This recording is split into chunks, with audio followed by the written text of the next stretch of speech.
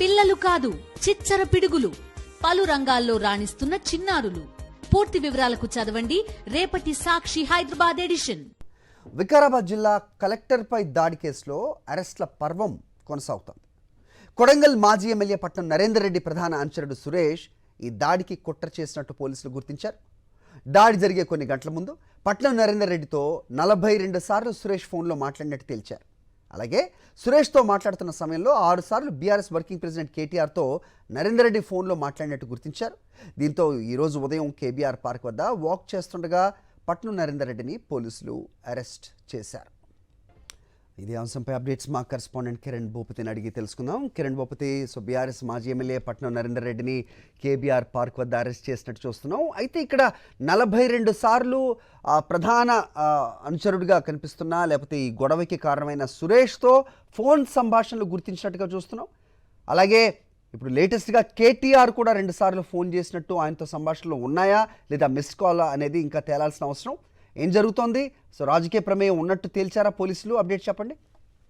హరి, ఇప్పటికే వికారాబాద్ కలెక్టర్ పైన జరిగినటువంటి దాడి ఘటనకు సంబంధించినటువంటి అంశాల్లో ఇంకా అరెస్ట్ల పర్వం అయితే కొనసాగుతుంది. నిన్న రాత్రి వరకు కూడా అక్కడ ఉన్నటువంటి స్థానికులను పూర్తి స్థాయిలో అరెస్ట్ చేయడం జరిగింది. తాజాగా ఈ రోజు ఉదయం కేబీఆర్ పార్క్ వద్ద వాకింగ్ చేస్తున్నటువంటి పట్నం నరేందర్ రెడ్డి ఎవరైతే ఉన్నారో మాజీ ఎమ్మెల్యే పైన కూడా పూర్తిగా తనను టెస్ట్ చేసి పోలీసులు కూడా కాసేపటి క్రితమే అదుపులోకి తీసుకున్నట్టుగా తెలుస్తుంది. అయితే తన ప్రధాన అనుచరుడు ఎవరైతే ఉన్నారో సురేష్ తో దాదాపు 42 సార్లు కాల్ మాట్లాడినట్టుగా కాల్ రికార్డ్స్ అయితే పరిశీలిస్తా ఉన్నారు. ఎవరెవరితో మాట్లాడారు, ఏం మాట్లాడారు అనే దానిపైన కూడా పూర్తిగా కాసేపటి క్రితమే వికారాబాద్ చెందినటువంటి ఐజీ సత్యనారాయణ కూడా తన అరెస్టును కూడా ధృవీకరించారు.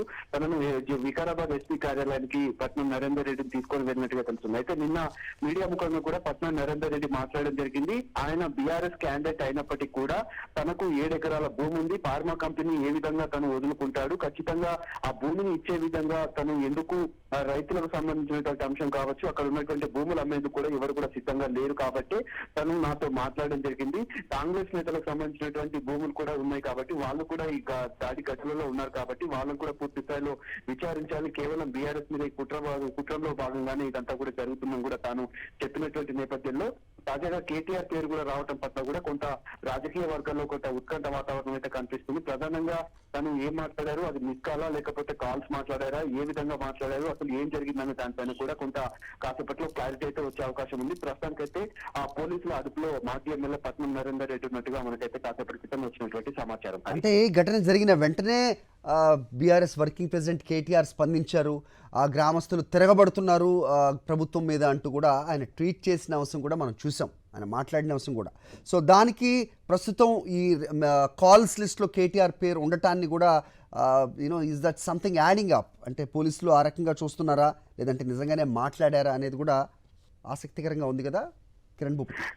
ఖచ్చితంగా, ఎందుకంటే అక్కడ జరిగినటువంటి ఘటనకు సంబంధించినటువంటి అంశంలో సోషల్ మీడియాలో కూడా పూర్తిగా వీడియోలు రావటం, ఆ క్షణాల్లోనే అవన్నీ కూడా వైరల్ గా మారటంతో ఘటనకు సంబంధించినటువంటి అంశంలో అటు హరీష్ రావు కావచ్చు, కేటీఆర్ కూడా స్పందించారు. స్థానికంగా ఉన్నటువంటి వికారాబాద్ రంగారెడ్డి జిల్లాకు సంబంధించినటువంటి బీఆర్ఎస్ నేతలు వాళ్ళు కూడా స్పందించినటువంటి పరిస్థితులు అయితే కనబడ్డాయి. ఆ కోణంలో భాగంగానే వాళ్ళు ఆ దాడిని ఖండించినట్టుగా తెలిసింది. అయితే ఆ ఘటనకు సంబంధించినటువంటి వివరాలు అడిగి తెలుసుకునేందుకు ఆరా తీసేందుకు వాళ్ళు ఫోన్ చేశారా, లేక అంతకు ముందే ఏమన్నా ఇలా సంభాషణ కొనసాగిందా అనే దానిపైన కూడా పూర్తిగా పోలీసులు దర్యాప్తు అయితే కొనసాగిస్తా ఉన్నారు.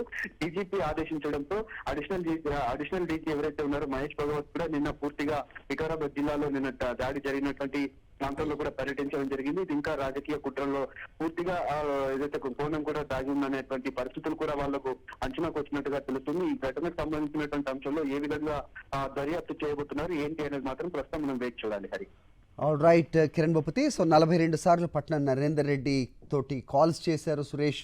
అలాగే కేటీఆర్ లిస్ట్ కూడా ఉంది కాల్స్లో అనేది కేవలం ఒక లీగ్గానే చూడాల్సిన అవసరం ఉందా లేదంటే అఫీషియల్గా దాన్ని ధృవీకరించారా అనేది మాత్రం ఇంకా తేలాల్సిన అంశంగా కనిపిస్తోంది. ఎందుకంటే అక్కడ దాడి జరిగేది ప్రత్యేకంగా ఒక ప్లాన్ ప్రకారం జరిగినట్టయితే కనుక ఫోన్స్లో మాట్లాడేంత అవగాహన లేకుండా ఉంటుందా అనేది కూడా ప్రశ్నిస్తున్న వాళ్ళు లేకపోలేదు.